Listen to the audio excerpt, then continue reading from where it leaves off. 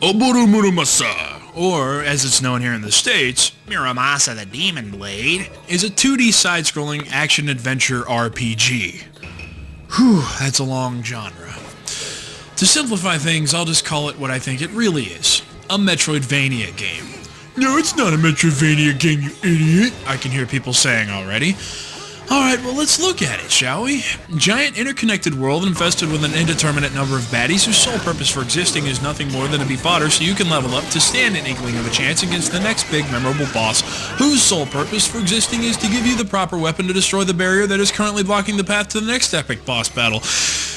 Yeah, it's a Metroidvania game. Understand though, that's not a knock against it. In fact, I believe every game that I've ever played that's been dubbed a Metroidvania title has been excellent. So I'd actually say things are starting off well for Muramasa. The game has you playing as one of two characters. There's Kisuke, the amnesiac ninja who slowly remembers who he is, like Jason Bourne, and Momohime, the girl whose body is possessed by an evil demon and forced to do horrible things to very unhorrible people. Hello, how are you, exorcist? Neither story is incredibly engaging, but the cutscenes are presented very well, complete with Japanese voiceovers. Sorry, no English to be found.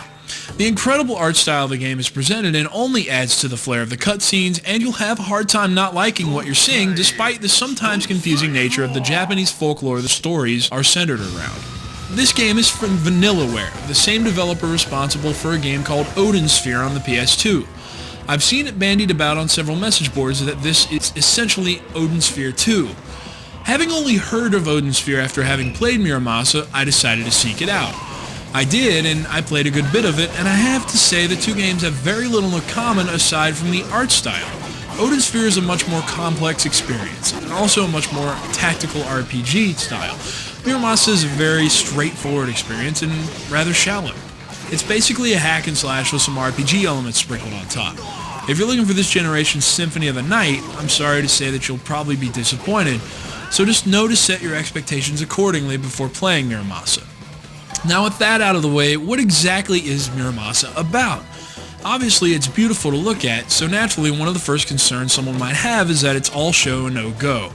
Well, thankfully that isn't the case at all. The game is a very focused, if not basic, combat system, and even though it only has you using a single button for the vast majority of your attacks, it still manages to feel varied and somewhat expansive. Just think No More Heroes. The expansiveness is thanks mostly to the numerous swords you're allowed to equip throughout the game, and the ability to carry 3 distinct swords that you can switch between at any given time is a very clever mechanic. In the middle of battle your swords will break, but don't worry, they fix themselves. You just have to wait a while. This constant switching between blades makes for more attacks, as each sword has its own set of moves. Thus, even though you'll only be attacking with the A button, you'll still be performing numerous combos without the need to enter any menus, and there's no interruption in gameplay.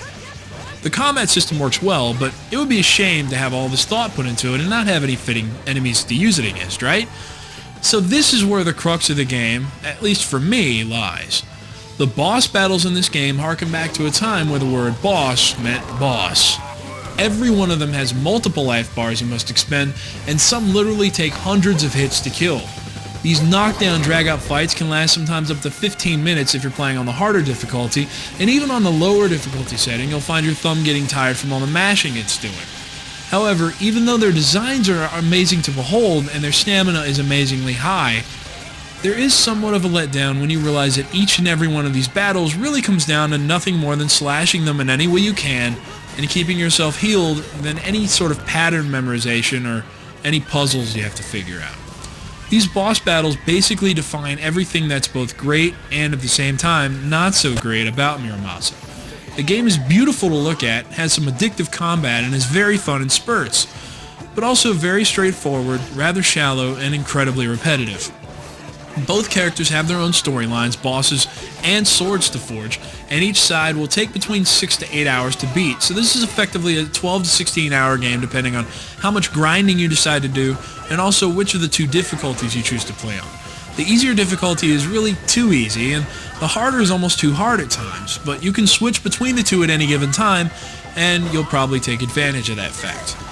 Overall, Muramasa is a solid experience with a few shortcomings. The game is beautiful to look at, fun to play, and gives you a lot of game time between two playable characters, each with 3 endings, one true ending once you beat the game with both, and an unlockable difficulty that sticks you permanently with a single hit point, requiring you to play through with not a single hit taken to you. Good luck with that. On the flip side though, the game is rather shallow.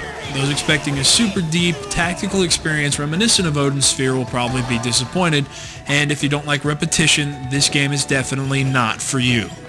As long as you set your expectations accordingly though, I think you'll definitely like what Muramasa has to offer. And hey, if you ever need a break, you can always just take Momohime to the hot springs and enjoy the view.